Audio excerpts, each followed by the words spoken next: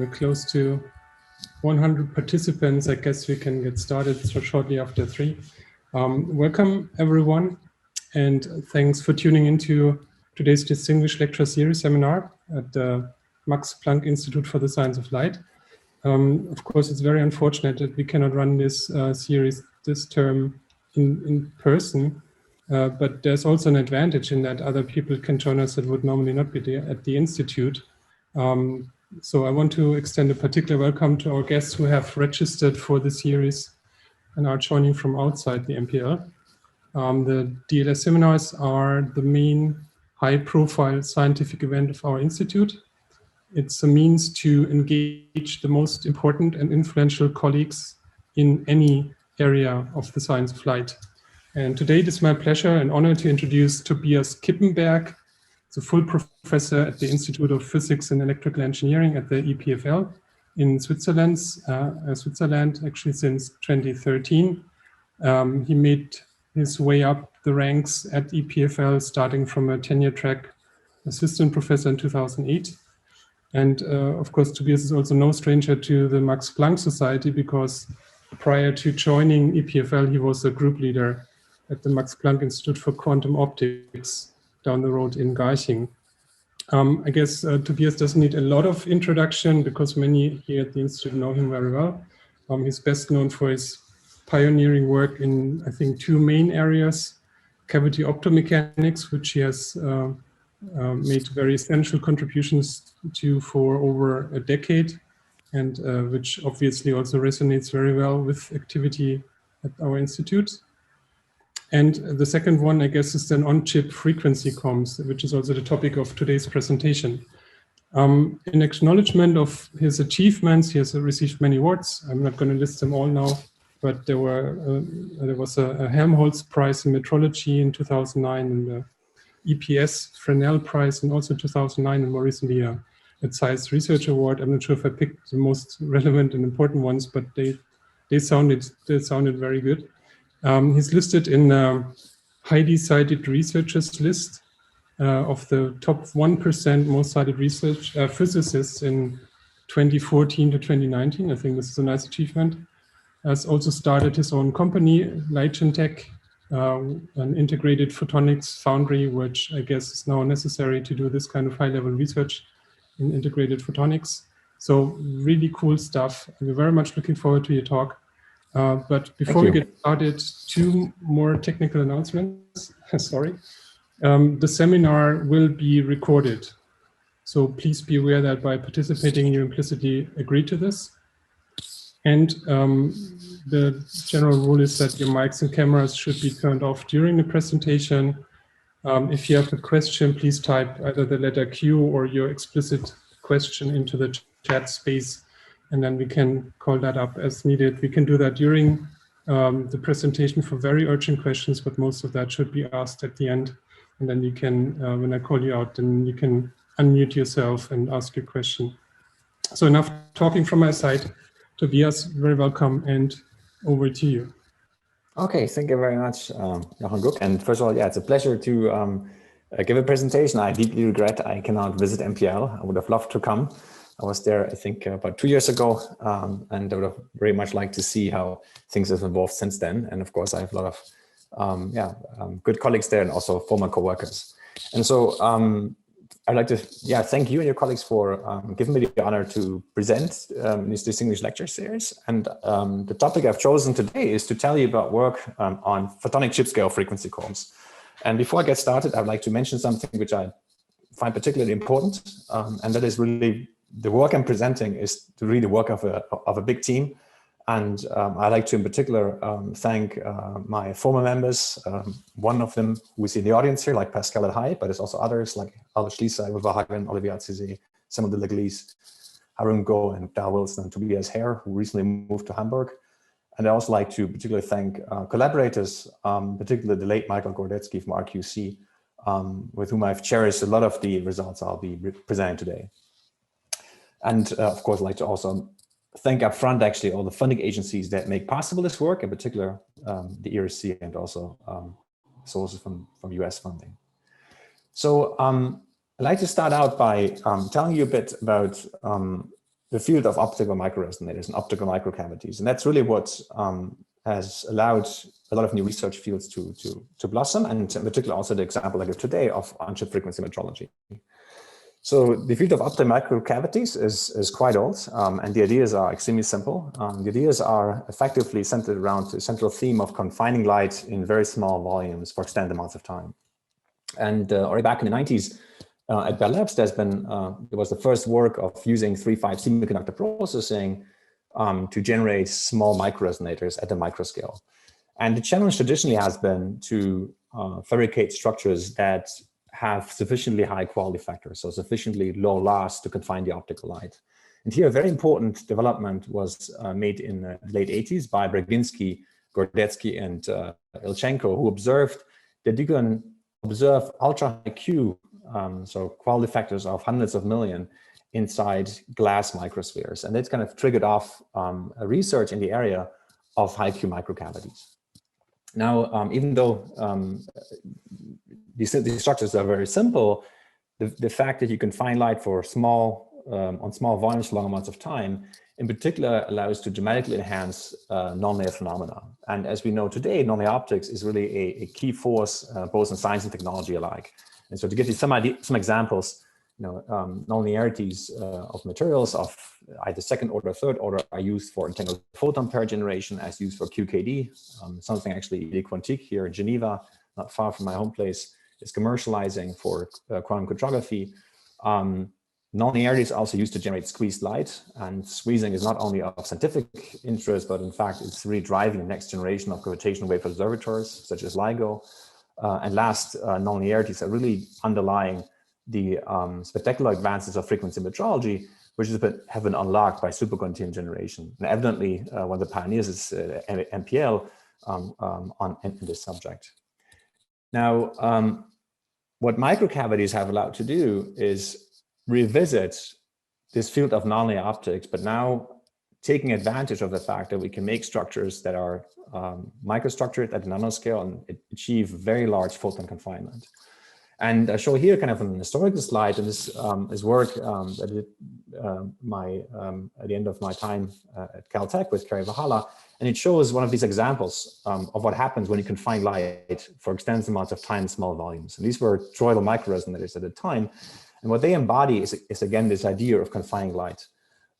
Here, quality factors of more than 100 million could be achieved, but now in volumes that are on the microscale. And this has allowed not only to enhance the radiation pressure forces, but also the intensity of the light field itself. And so on one hand, one can rediscover known physics. So one can rediscover a lot of phenomena such as Bruin scattering, Raman scattering, or the Kerr nonlinearity. But also we're going to observe phenomena that have not been predicted and that are still surging or that are still being studied to date. And I'd like to give two examples. So the first phenomena is radiation pressure coupling. So when you go to, when you have confinement of light in small volumes, you can also enhance the radiation pressure. And though these forces are very faint and generally have been perceived as not being observable in macroscopic objects, they can couple, mechanical and optical degree of freedom. And that's today firmly established. It forms part of the field of cavity optomechanics. And these microresonators have been kind of a system by which this physics could be explored, by exploring the optomechanical coupling that naturally occurs in any optical microresonator. Now, another interaction that one can study in these microresonators is the Kerr nonlinearity. And again, the Kerr nonlinearity is very well known. It's the underlying process that gives rise to cell-phase modulation, supercontinuum. But what's interesting in the context of microresonators, and that's really the topic of my lecture today, is that this process can allow optical frequency combs to be generated, and is now providing a framework to generate very compact chip-scale frequency combs that can make frequency metrology and also other applications ubiquitous. Now, so optical microresonators are really vehicles for these two fields. You can study, as mentioned, quantum optomechanical phenomena that result from the coupling of light and mechanical motion, where in addition to the optical degree of freedom, you explore the microcavity as a mechanical element, or you can use them to generate optical combs via the Kerr nonlinearity, which is the subject of today's talk. Now, before continuing and discussing how how optical combs can be generated in microresonators, I'd like to briefly mention, also other areas where microresonators are now starting to play a very interesting, important role. And one is the field of cavity electrophoton optics, where you couple actually electron beams to optical fields. And we've recently started working in this area with Klaus Ropers from Göttingen of coupling whispering gallium modes actually to free electrons. And likewise, in the field of cavity electro-optics, where you replace the mechanical oscillator by a microwave field and then rediscover the optomechanical physics, the optomechanical resonators provide unsurpassed coupling of microwave to optical photons. And that's a very large kind of or nascent research field today that's also present at MPL. Now, to give one example of the things I will not talk about, I just want to show one slide on some of the latest ideas that are in the area of optomechanics. And what I'd like to show here is an example where an optomechanical sensor is realized using a photonic crystal microresonator, which is coupled to a strain-engineered nanomechanical oscillator, where now we can have quality factors of close to 1 billion at room temperature. And what's shown here is actually on the lower part of the graph is a ring down, of a nanomechanical string that has a ring down time of more than 2 hours, corresponding to a quality factor of exceeding 700 million. And those systems now are so coherent that when coupled to optical cavities, one can observe room temperature quantum optomechanical phenomena, such as polymotive squeezing, feedback cooling to the ground state, or Seidman asymmetry.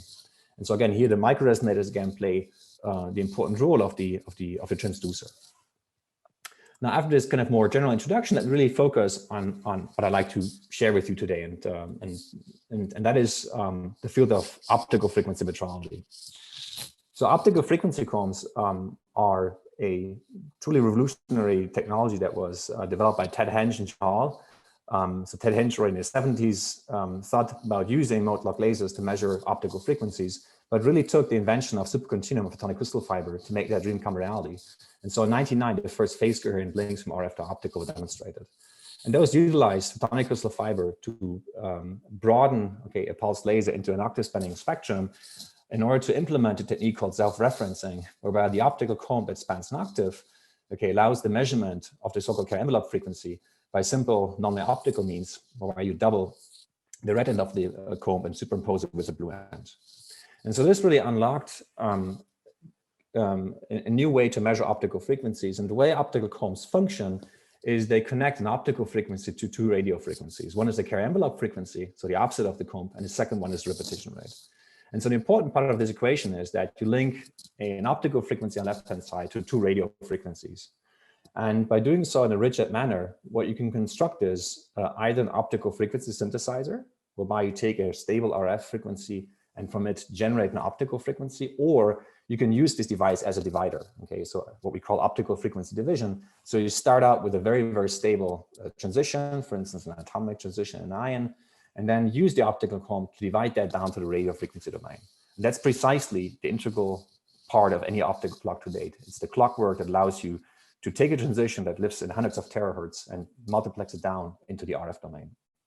And so clocks have really benefited from optical frequency combs, but combs are used in many more areas than that. They're used now in timekeeping, spectroscopy, even in astrophysical spectrometer calibration.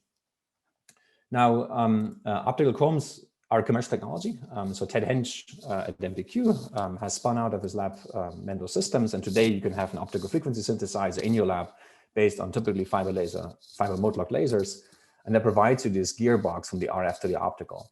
And you can again run it in this two-way fashion, either as a synthesizer or as a frequency divider. Now, what I'd like to tell you about today is research that led kind of to their serendipitous discovery that you can also make optical combs that are much more compact, access high repetition rates, and broad spectral bandwidth using what we are now known as dissipative Kerr solitons. And so what I'd like to tell you about is an emerging technology that of microresonator frequency combs, also called Kerr frequency combs, where instead of using kind of mode-locked lasers, we use nonlinearities in photonic resonators to generate the comb. And the key advantage and the prospects of this approach are that by using optical resonators, we can operate at vastly higher repetition rates, and this unlocks new applications, and I'll give a few examples. but also it links optical frequency metrology to a completely different field, that of integrated photonics. And so we have the possibility to make combs using integrated photonic elements and thereby also combine it with further electrical or optical functionality. And that really could make frequency comb metrology ubiquitous. Now, so the process that is underlying the optical comb generation process is parametric oscillations. And again, I apologize for those who are very well familiar with this, but I still thought to have some very fundamental slides here. So the process we're using to generate an optical comb is just four-wave mixing. So we annihilate two pump photons and generate signal idler. And evidently, because of energy conservation, okay, the excess frequency of the idler needs to be compensated by reduction of the frequency of the signal. So thereby you create two equidistant sidebands. And that process is very well known, not just in optics, also in fact in the field of superconducting circuits. It's the so there it's called Josephson bifurcation amplifier or Josephson bifurcation, and leads to generation of photon pairs. Now, one interesting aspect is that this process, opposite to conventional laser, scales with 1/q squared in terms of threshold, and that is because the gain is intensity dependent. So it's a double benefit of having a low loss optical cavity. And in microresonators with quality factors of hundreds of million and mode volumes of 100 lambda n cubed, you can reach threshold powers of just a few microwatts. So these are exceptionally low, just a fraction of the power of a laser pointer. So the process, again, generates two sidebands, and this process, by virtue of non-degenerate four-wave mixing, can cascade and thereby provide an optical comb. Now, so this was first described already as more than 10 years ago in 2007. Actually, it was thesis work by Pascal Delhaye. Another way to view this process, again, linking back to the community of superconducting circuits, is really it's a bifurcation amplifier. So the threshold for the parametric oscillations is reached whenever the Kerr-shifted cavity, okay, tilts are more than aligned with. So if you have a linear cavity that's cold, you just have a Lorentzian buildup factor. If you also now have the Kerr nonlinearity, it will shift the frequency of the cavity proportional to the intensity. Okay, and there's a region where the cavity becomes bistable. And it's that bistability that provokes the formation of sidebands that one can observe here in the output spectrum. So this process can give rise to the formation of optical frequency combs, and thereby provide a way to generate combs with very high repetition rate. Very high meaning here, typically anywhere from tens of gigahertz, even all the way to terahertz. And even though no pulses are fought in this process, still the waveform that is generated is stationary and fully coherent and gives rise to an equidistant optical comb spectrum. Now, this process has been observed in many different resonator geometries. So Kerr frequency combs have initially been studied in silica resonators, but they have since then proliferated many platforms that in particular include also CMOS compatible platforms, in particular silicon nitride, a platform I'll introduce later. But also in more recent time, this Kerr frequency comb generation process has been extended to 3,5 compounds such as aluminum gallium arsenide, gallium phosphide, and even materials that have a Chi2 nonlinearity such as lithium niobate or gallium phosphide. And so there's been a lot of advances in terms of different platforms where these combs can be generated. Now I'd like to tell, again, a bit more about the physics that gives rise, that is underlying this optical frequency comb generation process. And despite the simplicity and intuitive appeal of parametric oscillations, the actual process by which combs are formed is vastly more complex. And it has to do with the fact that any cavity will have some residual dispersion. In this slide here, denoted as D2. So this is the walk-off of the free spectrum range. Kappa is the cavity decay rate.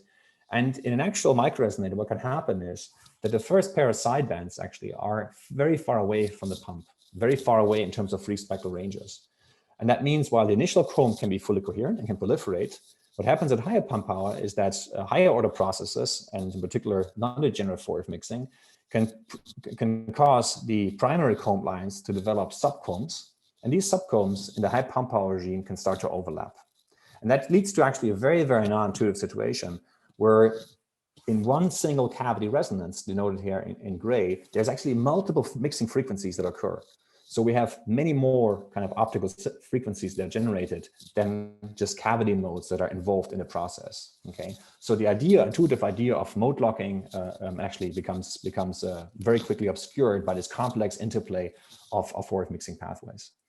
And this actually process caused for a long time, for about 5 years, many comb systems to actually have regimes where the comb are unstable. Okay, and this in particular is the case whenever the cavity line width is very large and the dispersion is small. That's in particular the case for many devices that are microfabricated that have typically much lower quality factors than the toroidal resonator I've introduced. And so here again is this picture where you have a cavity Laurentian and there's many optical frequencies being generated that are creating this very chaotic waveform inside the resonator. Now, what is very striking, and I think a beautiful example, is that nature can still find a way to synchronize all these frequencies. And that is by the formation of dissipative Kerr solitons. Dissipative Kerr solitons have been first observed in crystalline microresonators. And so here is an experiment that was done by my former coworker Tobias here now in Hamburg, where if one pumps a crystal resonator, one observes, okay, in the transmission spectrum, first a noisy region. Okay, if one looks at the beat note of the optical comb, it's very broad. That's color coded here, so it's indicative of a noisy state. So a comb that cannot be used for frequency metrology. But what was very striking in the experiments is that there was a region where a series of discrete steps was occurring. And these discrete steps occurred whenever the laser tuned exactly through resonance. That is to say, where it reached this bistable region I described earlier. And in that region, in fact, the optical comb became fully coherent, and this could be witnessed by the repetition rate beat note that collapsed into a single RF. And what was happening here can be understood by simulating the process with 4F mixing, which was done in later work. And that is, what happens here is that inside the cavity, okay, pulse trains are forming in the bistable region. And each of these steps corresponds, in fact, to the successive diminution of a number of solitons. So if I play this video one more time, which was rather fast here, what you can see initially, a very noisy comb is generated, many interleaving comb lines. Okay, many more than can be seen on the screen here, because there are multiple comb teeth underneath each cavity Laurentian. Until then, the system actually self-stabilizes into a single sequence parabolic spectral envelope. Now, the actual waveform that's generated is a temporal dissipative Kerr soliton, and this can also be understood by going back actually and understand and considering the equations that underlie the 4F mixing process. So if one steps back and looks at the underlying equation, then what one has is that each mode that participates in the 4F mixing will have some loss, so some kappa. It will have there will be a pump term. Okay, so one of the comb modes will be or cavity modes will be pumped, and then there is the 4F mixing terms. Okay, that give rise to the different processes, including degenerate and non-degenerate 4F mixing. Now, this is just a frequency domain representation of the equation, and it was pointed out by Matsko in early work that this equation can be also written not in the frequency domain, but a time domain. In that case, this equation becomes actually very similar to an equation that's very well known under the name Lugiato-Lefever equation. It becomes a driven dissipative nonlinear Schrödinger equation. So the left-hand side actually of the equation here is very well known. That's just the equation, in fact, for conservative solitons. So there's a dispersion operator here, or dispersion, there's a nonlinearity, and then the temporal evolution of the envelope. On the right-hand side, there are terms, however, that are not conventional. Okay, and one of the terms is the pump laser, and another term is a dissipation and the detuning. And so that's why these solitons are also known under the name of dissipative Kerr solitons or dissipative solitons, because they are solitons that are living in a driven nonlinear system in the presence of an external pump. And so these DKS, as they're abbreviated, are really a double balance. On the one hand, there is gain and loss, or better to say parametric gain and loss. And on the other hand, there's the dispersion into nonlinearity. Now, these solitons, again, viewed from a more broader context, this Lugiato-Lefever equation is actually known since many decades. It was first formulated in '87 by Lugiato in the context of spatial self-organization in nonlinear optical systems. And this equation itself had an even richer history going back to out of equilibrium thermodynamics, so non-equilibrium thermodynamics, where also pattern formation can occur. So one can view the formation of solitons in microresonators as a pattern formation process that occurs, okay, in the light field that's generated inside the optical microresonator. So so to put these dissipative Kerr solitons into context, Dissipative solitons exist in many systems. They exist in plasma physics, would have been first observed in 1974. They can also be observed in mode-locked lasers, and their spatial cousin, okay, can also be observed in cavities that exhibit or a nonlinearity, such as in the early work of Sigas and Ackermann. So after having understood kind of these solitons, let me mention a bit more about the physics and also how we can access the soliton physics. So what's particularly interesting and nice in the experiments is that this nonlinear dissipative Schrödinger equation is, on the one hand, we can numerically solve it. On the other hand, we have two control parameters. And one is the power that we inject into our microresonator. The second one is the detuning. And the detuning shown here on the horizontal axis and the power on the vertical, okay, they form a two-dimensional kind of phase space. And we call this stability chart. What we can do now is we can map out the different solutions of the Lugiato-Lefever equation and find regions where there's spatial temporal chaos, regions where there are stable solitons, and also regions where there are breather solitons. Now, in the last years, our understanding of this equation has become much better, and the stability chart I'm showing here actually is vastly simplified. There's regions where we can form soliton crystals, there's modifications to the Raman, modifications to the void mode crossings, but effectively what we are doing in these microresonators, we are simulating, so to speak, the solutions of this Lugiato-Lefever equation, and by appropriate choice of laser detuning, we can access different solutions. So let me just give an example. What happens if you go from the spatial temporal chaos into the soliton region? And so in the experiments, the way this would be done is one would scan the laser into resonance, one generate first parametric sidebands, so Turing patterns, or these early kind of Turing pattern type like combs that are fully coherent. The combs would then become nested, therefore leading to chaos. And when we tune through the cavity resonance, actually, it's in that moment that we can form dissipative Kerr solitons. And by continuing the laser scan, we can reduce the number of solitons. And we've also discovered a way to switch solitons deterministically into the single soliton state. And so the last state is effectively a secant symbolic spectral envelope soliton that's locked onto the pump field that also co-propagates actually inside the resonator. Now, these DKHS have a number of interesting properties. First of all, they have very high repetition rates, just the inverse round trip time. That can be tens of gigahertz, even up to terahertz. The pulses can be very short. So the shortest pulses we have generated inside the cavity amount to just a few optical cycles. They can have spectral envelopes that we can tailor, and I give an example how this is done. And they also have a tunable pulse duration. And that's actually a rather non-intuitive feature I'd like to briefly highlight here. So here is an example of a dissipative Kerr soliton that is generated in the crystal resonator. And what you can see here is a so-called modulation response measurement. So what you see is that the laser, in fact, is detuned, okay, from the cavity resonance. It's due to the bistability. We're sitting on the lower branch. The soliton sits on the upper branch. And as the laser is detuned further, what we will see is that the soliton duration actually becomes shorter.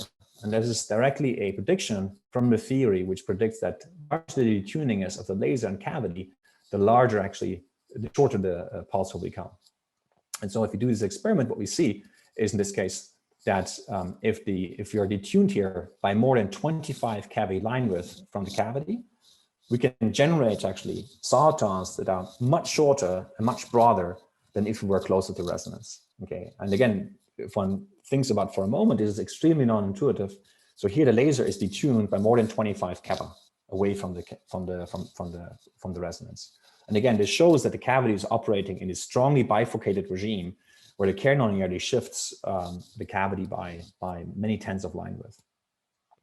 Now, another surprising aspect of these solitons, and that really has given a lot of impetus to the field, is that solitons are surprisingly stable. Naively, you may think that a soliton requires this perfect one-dimensional system with very well-defined dispersion, no losses, no perturbations. But what is interesting is that nature always finds attractors. And so this is an example here of the actual mode structure of a crystalline microresonator. So it's far from a parabolic GVD. We have, in fact, many mode crossings that perturb the free spectral range, and these result from higher order modes due to imperfections. And what is interesting is that even in the presence of such mode crossings, the solitons can still form. And the way the soliton actually accounts for the presence of disorders is by emitting dispersive waves. So if one looks at this spectral envelope here of the soliton, one can see, okay, that there are certain regions where the power of certain quantities is enhanced. And these enhancements are exactly to balance, okay, the influence of local disorder in the dispersion.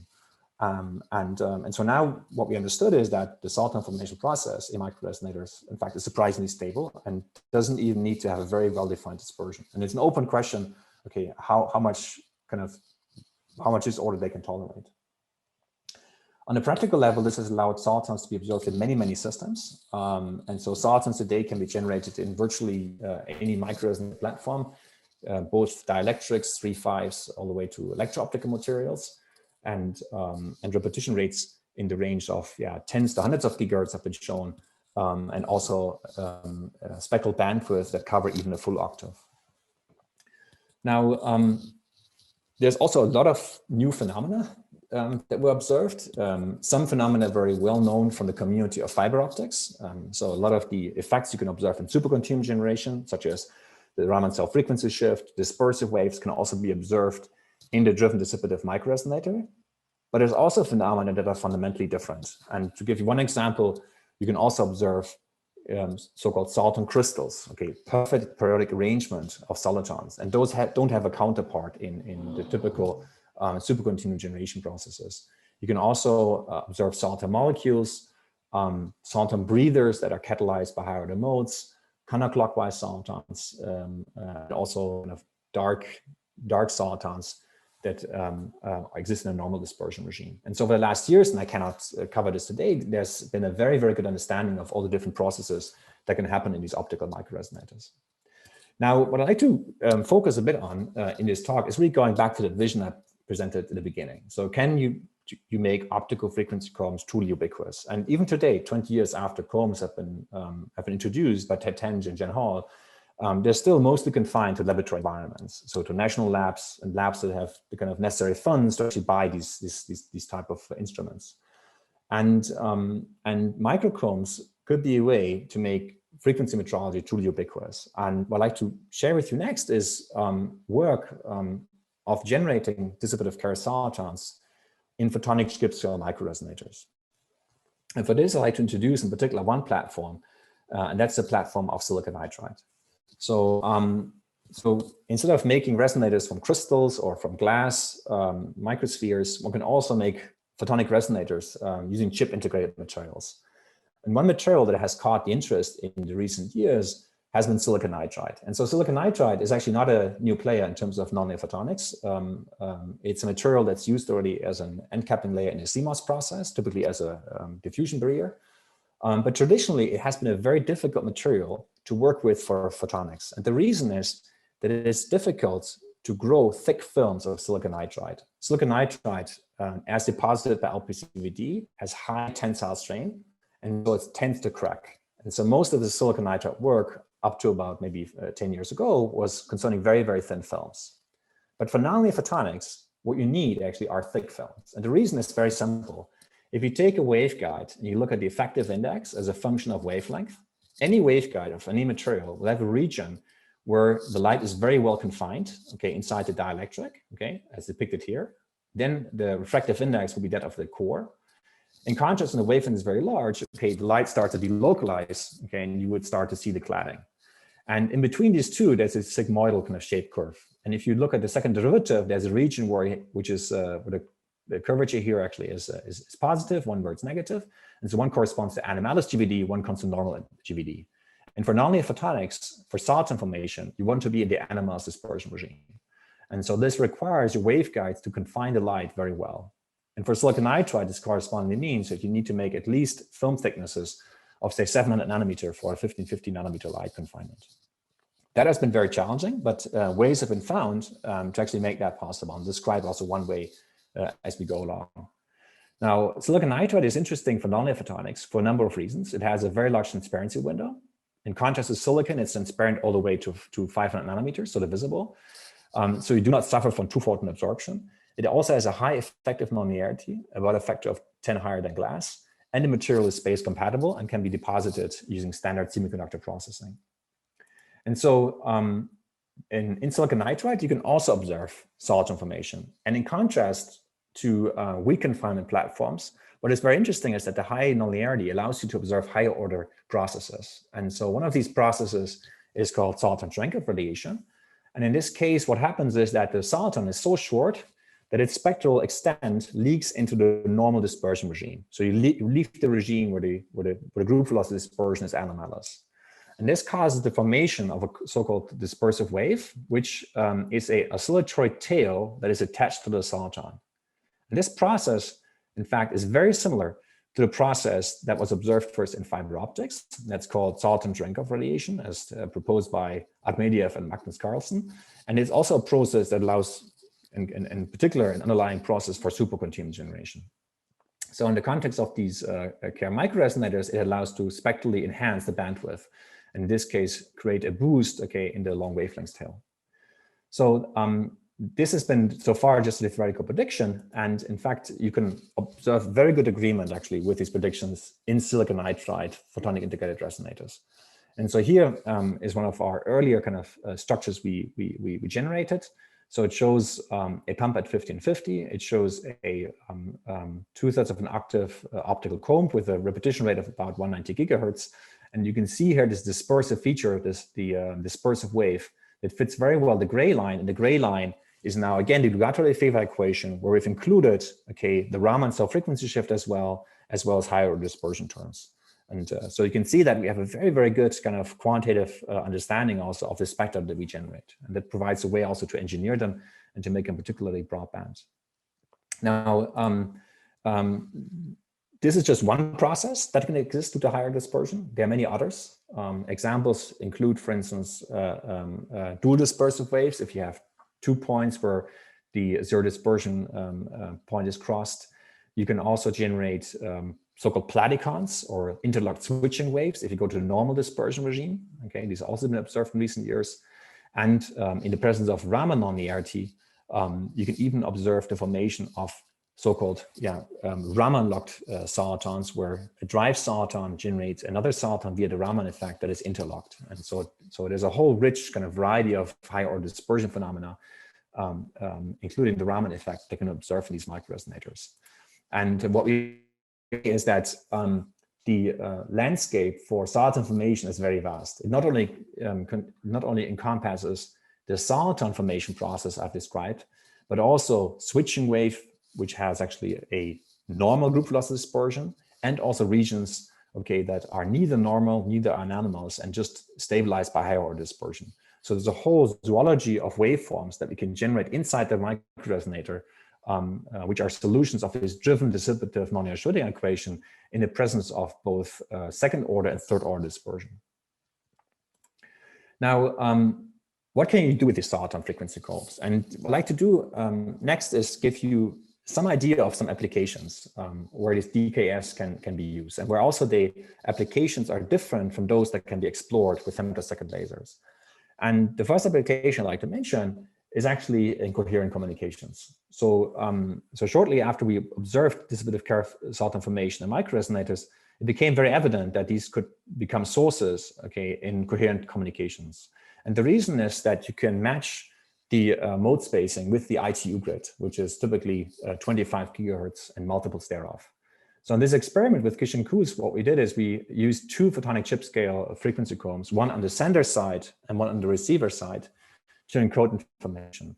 And while this was not a record in terms of the data transmission rates, what it did show is that microcombs actually can be used for future advanced coherent communications and also support higher order and modulation formats. So here, a narrow line with laser is transduced into a series of replicas that owe the same phase noise as the pump laser, and therefore can be used for sending higher spectral efficiency data. Now, another example where also this high repetition rate in the tens of gigahertz is very advantageous is work that we did with Tobias, who's now at Hamburg.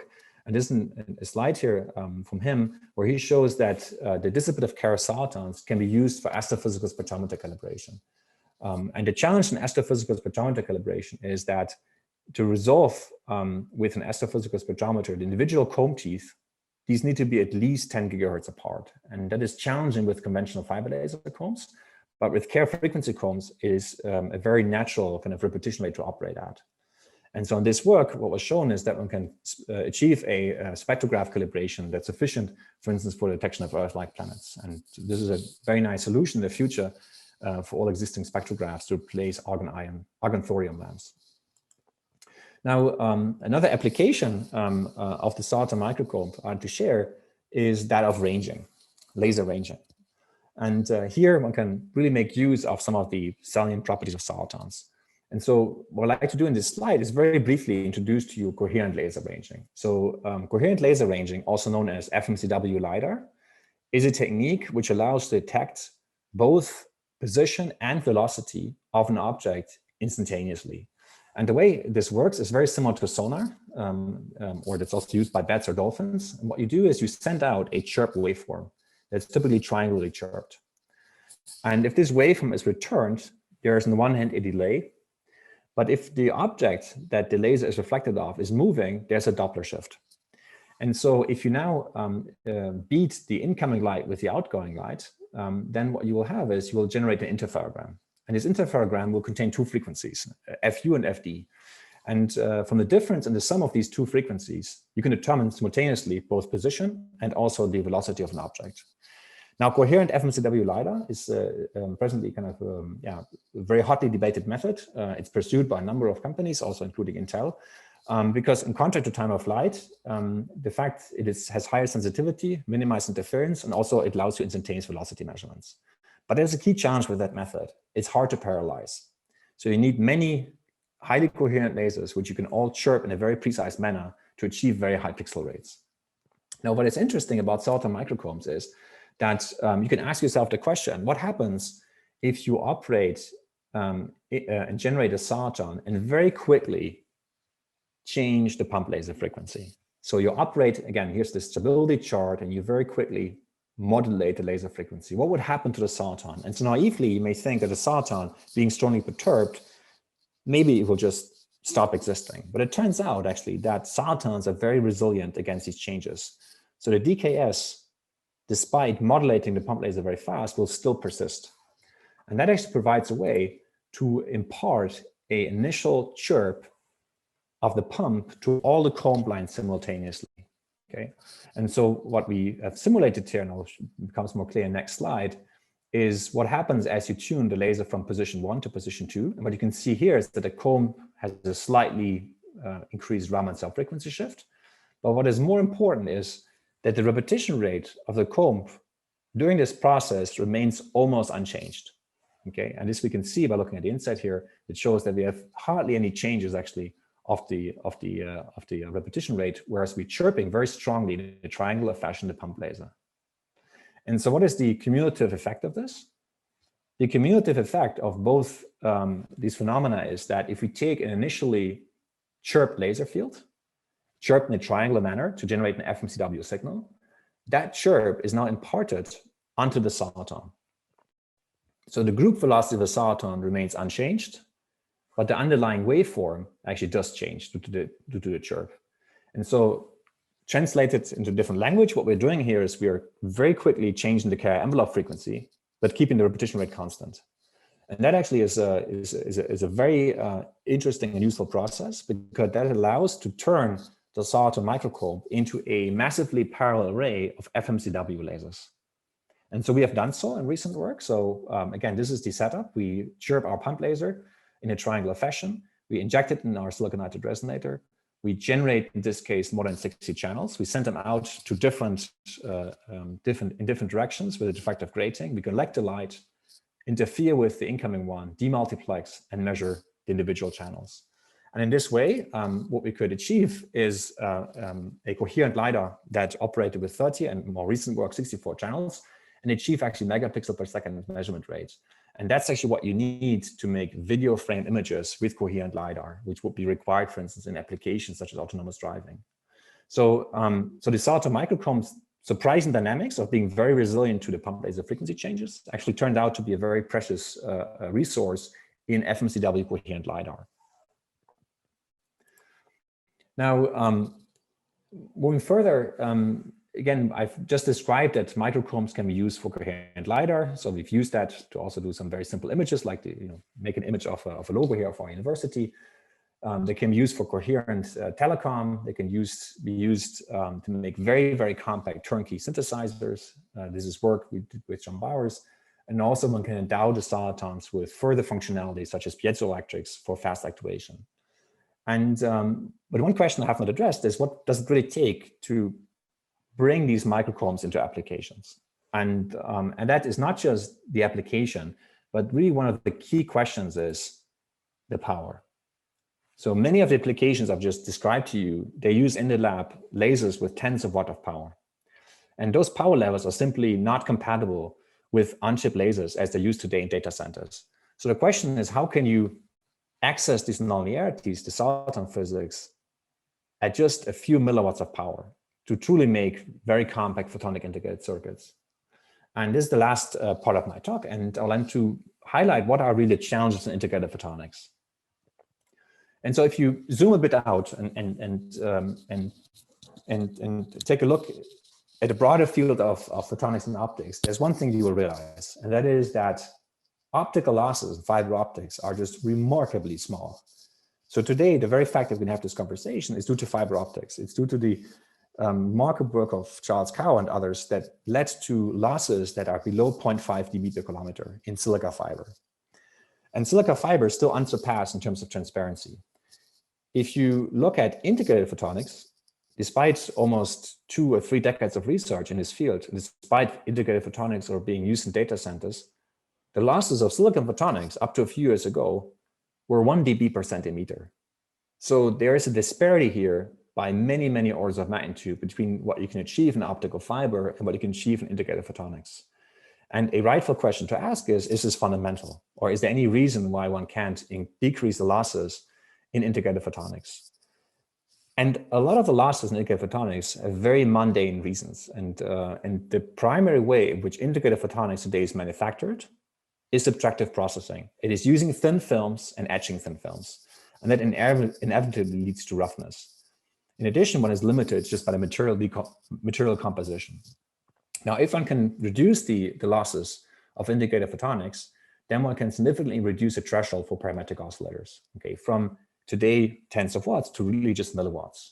What I'd like to show you now is work that has allowed to bring the threshold of these parametric oscillators and these Kerr Soliton frequency combs down from a watt, as it was a few years ago, to now below 1 milliwatt, which allows even heterogeneous integration with 3/5.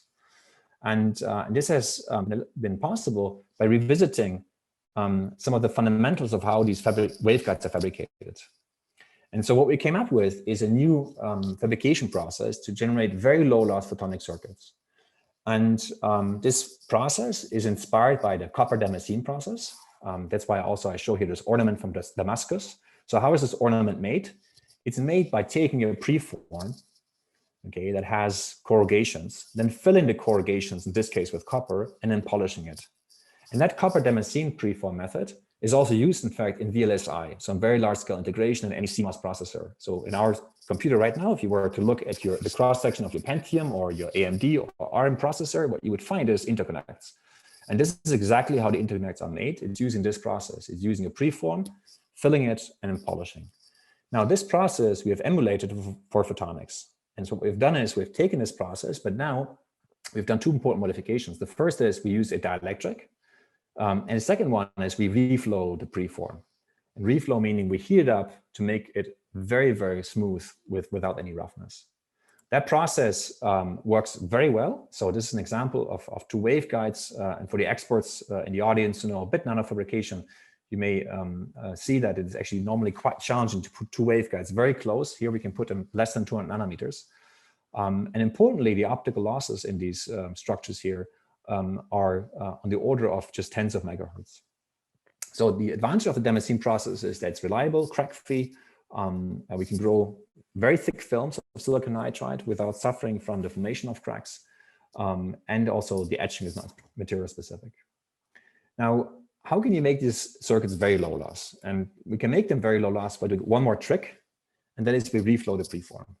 So we take the preform of glass and place it in a furnace and heat it slightly such that actually we take out all the high frequency variations from the etching.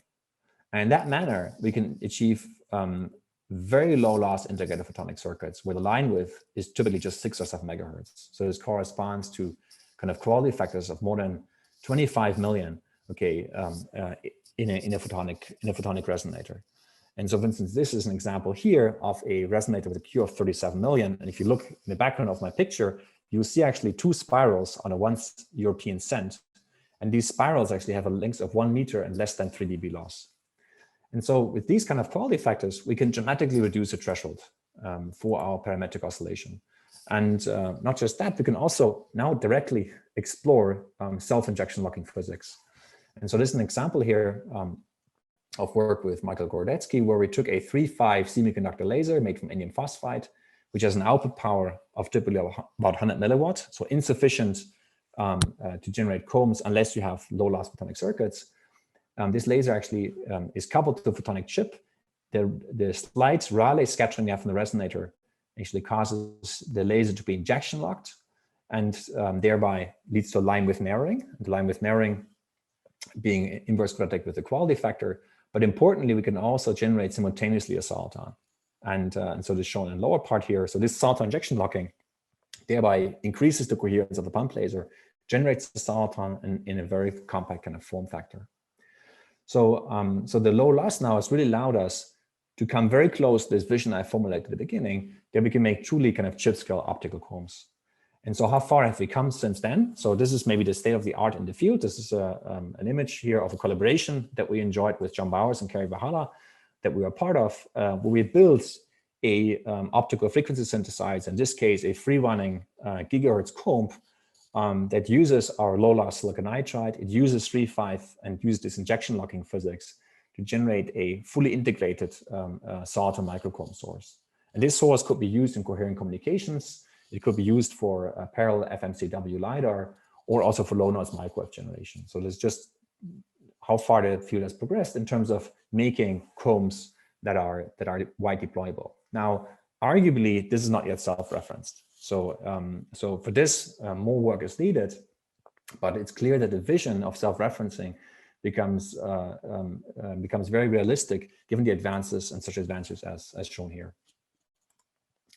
Now, microcombs, as mentioned, can have many applications. I highlighted a few: astrophysical spectrometer calibration, coherent communication, where you can match the grids spacing, photonic ADC or photonic radar, evidently atomic clocks if they're self-referenced. We recently did work with Zeiss, where we looked at the possibility to use microcombs for OCT, where in fact you have noise correlations that can give better SNR in the OCT scans, in the A scans. And also, optical frequency synthesizers. But what I want to mention is that the field of microcombs is not just full of possible applications, but there's really some very interesting fundamental physics also to discover. And it's really the combination here of these driven nonlinear systems in highly multimode systems that lead to this pattern formation in conjunction with metrology and this integrated photonics that gives a very fruitful kind of playground for discovering new nonlinear phenomena.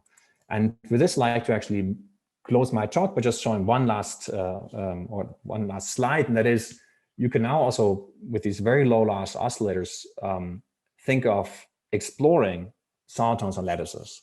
And so what happens if you have highly multimode system like these square lattices, triangle lattices of resonators?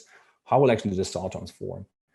And what we have been quite surprised about is of how complex the physics becomes, not with a full lattice, but just with 2 resonators already. And what we have observed in the case of 2 resonators is what we call emergent physics, emergent nonlinear dynamics. So dynamics that cannot be deduced from the single particle description. So the single particle description of the single carrier-driven resonator we understand very well. There's solitons, dispersive waves, Raman cell frequency shift, all one-dimensional physics we understand very well. If you go to coupled resonators, what we find is that the physics is dramatically different. The reason is you start to have bands because you have symmetric and asymmetric modes coupling. We start to see not just 4 of mixing within one mode family, but also intra-band processes. And already at the level of just a dimer, the initial driven dissipative stability chart is vastly more complex. And so the stability chart that I showed initially that had MI breather solitons and solitons becomes vastly more complicated. It has so-called recurrent dispersive waves. It has soliton hopping, and above all, it has a very strange peculiar property that there is discrete steps in the stability chart itself. And so this just hints at very interesting nonlinear dynamics that can be observed in these driven dissipative systems. And you can now even go one step further and merge it with ideas of topology and make topological bands and look at topological nonlinear photonics. Now with this, I'd like to kind of close and say, yeah, there's lots that can still be done, like coupled resonators, generating more exotic dispersion landscapes. But above all, I think it's an interesting time right now in nonlinear integrated photonics because of the ability to access new materials, new platforms, and make vastly more complex dispersion landscapes than was possible before. And with this, I'd like to thank all of you for coming so plentifully and for your attention. And I'd like to thank the group, the team, the collaborators, and of course, the funding agencies. And again, thank you very much for the kind introduction and kind invitation.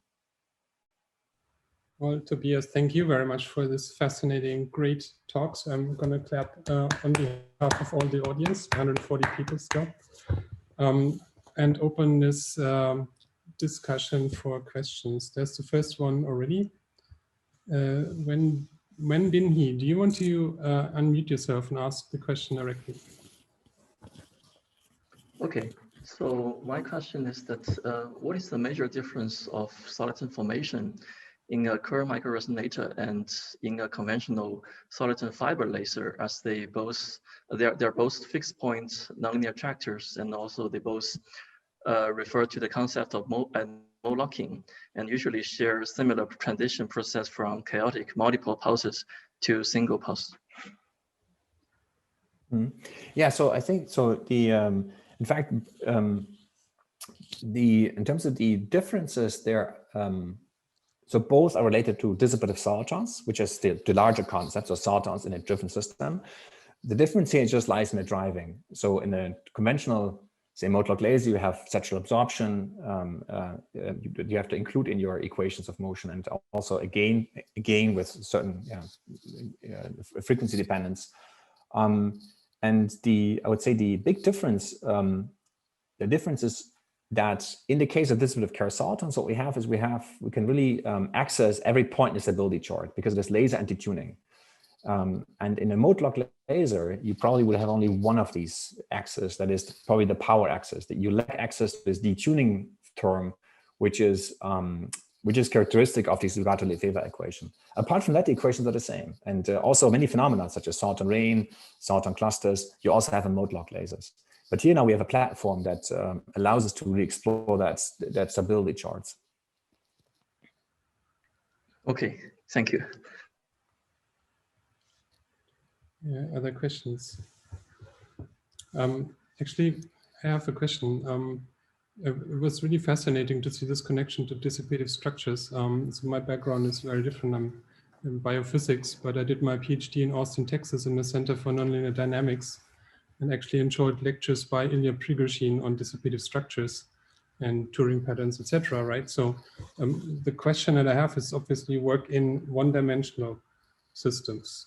So the patterns are one-dimensional, and many of the phenomena that have been described are, I don't know, in 2D or maybe in 3D. Yeah. Do you see any way to go into a second dimension with optics? Yeah, so actually, we have, in fact, we have started work in this direction. And in fact, this is these coupled resonators that I showed. So if you have, for instance, a coupled resonator, a ring of resonators, a very simple one, say a dozen ring, then it turns out you have the frequency dimension as one dimension and the spatial dimension as the other. And then you can also study two-dimensional self-organization. And there things become even more interesting and rich because in that case you have, depending on if you have a hyperbolic problem or a parabolic problem, you can have solitons annihilating themselves and leading to collapse, or you can have stable coherent structures that form in two dimensions. And that is in fact something that right now we have only started theoretically right now, but I think experimentally we can do so by going to more complex systems like coupled resonators. That's cool. There's Another question by Francesco Tani. Again, can you unmute yourself? Yeah, Just sure. ask that. Yeah, I was wondering whether the pedestal in the time domain is an issue and whether you can get rid of it. Yeah, so the so you're referring to the fact that the with pedestal you mean that the pump laser is much stronger than the Soliton, or? Yeah, correct. So the pump laser is. Yeah, exactly. That's a feature. So that's an inherent feature of in some sense of the bistability, because what happens is that as you pump the cavity, you start to get the Kerr tilt, and your pump laser actually, your Soliton sits on the upper part of the upper branch, is an upper branch solution, whereas the pump laser is on the lower branch. And so effectively, the stronger you pump, the more the pump laser will be detuned in the presence of dissipative Kerr solitons. Now, that only holds for bright solitons. So dark pulses actually have a higher conversion efficiency. And what you can do is you can also generate these solitons using the temporally structured light, so pulses. In fact, there's beautiful work, I didn't put it in, but there's beautiful work that came out from Ferenc Kras's group, where they actually look at just normal bulk fibro cavity with a non-linear crystal in the middle, and they pump it with a femtosecond laser pulse. And you can also generate DKS that are locked onto a driving pulse. And they observe very much the same physics of bistability, bifurcation. And in that case, the efficiency is much higher because the overlap of the extended background and the Soliton now is much more significant. Thanks. Okay. Christopher Spies has a question. Again, just unmute yourself and ask directly. Hello, everyone. I got a question regarding the stability again. I think the resonators are locked in their detuning by heaters, and you never said anything about polarization. Is there anything like happening regarding polarization that would affect the stability here? Like, I mean, these rings are super small, and I think there is also some birefringence. I imagine if they temperature or some pressure changes, then polarization or so. So two comments are in place. One is that the waveguides we make, they're rectangular. So you have naturally TE and TM-like modes. And that's, you would not suffer from polarization rotations in this case. Now, that said, there is, and this is present in every resonator, there will be a hybridization. So whenever TE and TM modes of the resonators become degenerate, they will start to couple. And this leads to these avoided mode crossings I mentioned. But they do not perturb the Soliton formation. So a Soliton is going to emit dispersive waves to compensate it. And so practically, yes, there is TE-TM coupling, but it doesn't perturb the Soliton formation process. Okay, thanks. So I hope that answered the question. So yeah. Annie has a question. Hi, thank you very much. It was really interesting. So I have a question about the limitation to extend the spectrum beyond 2 micron. So I can recall a paper by Alex Guetta that they showed a comb on chip up to 3.5 micron, and I think it was on a silicon chip. So I don't know what are the limitations on silicon nitride to just use this platform and extend the spectrum. Yeah, so we have actually done some work in the area, and we have particularly fruitful collaboration with a colleague and a friend of mine, Ron Holzer from Menlo Systems. And so what we did with him, we engineered the dispersion by coupling waveguides in such a way that we can generate a very flat dispersion up to 4 micron. And what we've shown is that if we launch 15 nanometer femtosecond laser pulses in just a long waveguide, the supercontinuum process allows us to directly generate a very flat, via dispersive waves, via Soliton Cherenkov Radiation spectrum all the way to 4 micron.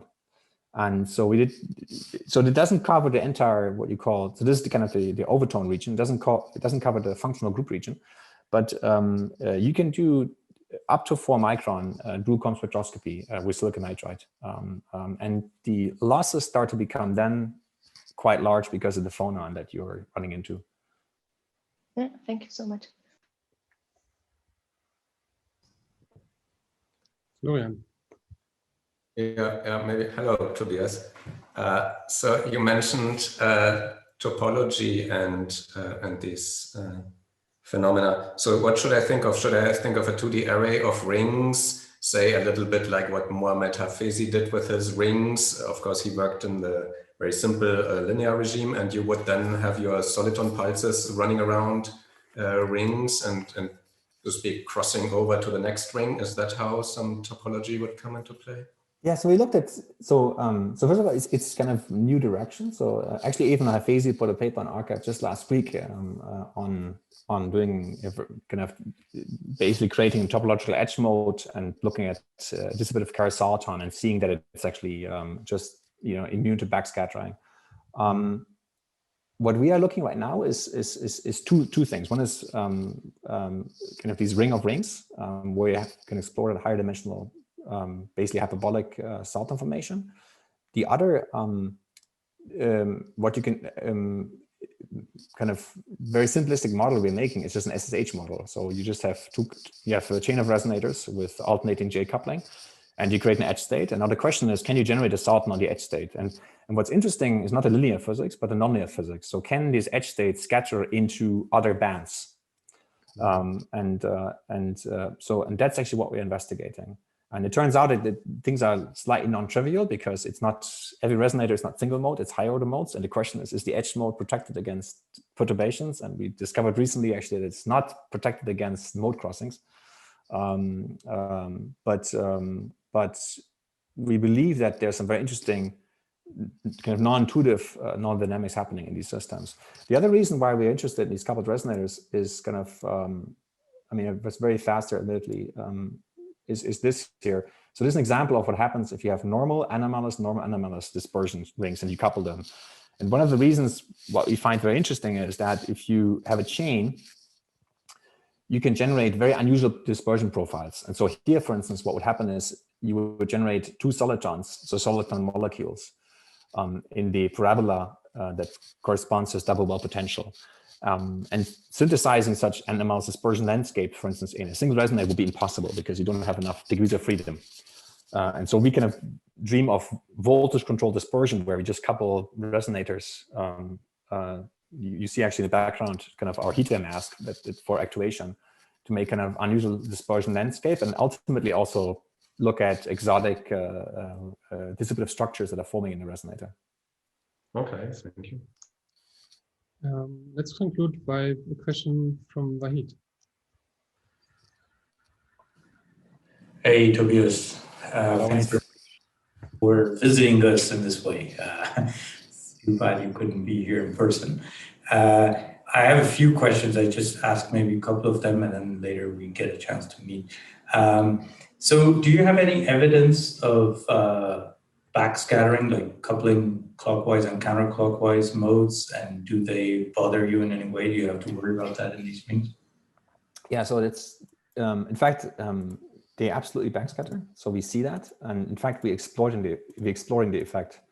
So in the, I was again very high level, very fast here, but so we're using this actually for Soliton self-injection locking. So here what we have is a DFB pump laser that has a free running line width of typically 100 megahertz. And we injection lock it to the resonator and we get a small reflection. That reflection comes from clockwise, counterclockwise coupling. So there's still a bit of roughness present. It can be probably very low frequency variations also in the contour that still gives us backscattering, can be frozen density fluctuations. We don't know exactly. It's a level of a few percent, but sufficient to achieve injection locking. So does that also mean that you get mode splitting or you don't get any more? Yeah, it's small. It's small. So the line width here is about 5, 6, 7 megahertz, and we have splittings in the order of 1 megahertz. That's the backscattering rate. And some devices can even be larger. But it's not. But the interesting thing is that for solitons formation, again, it's not perturbing it. The solitons, even though some modes can be split, it will still find a stable attractor in the presence of this mode splitting. So they're surprisingly robust in that regard. And I have a more of an application or technological question. You talked about ranging. Yes. I'd heard, ranging application for optics and all of that. But in this case, does power become an issue, or let's say, how much power would these microresonators put out? I imagine that when you do ranging or want to have autonomous driving, then you also want to be able to do this in fog.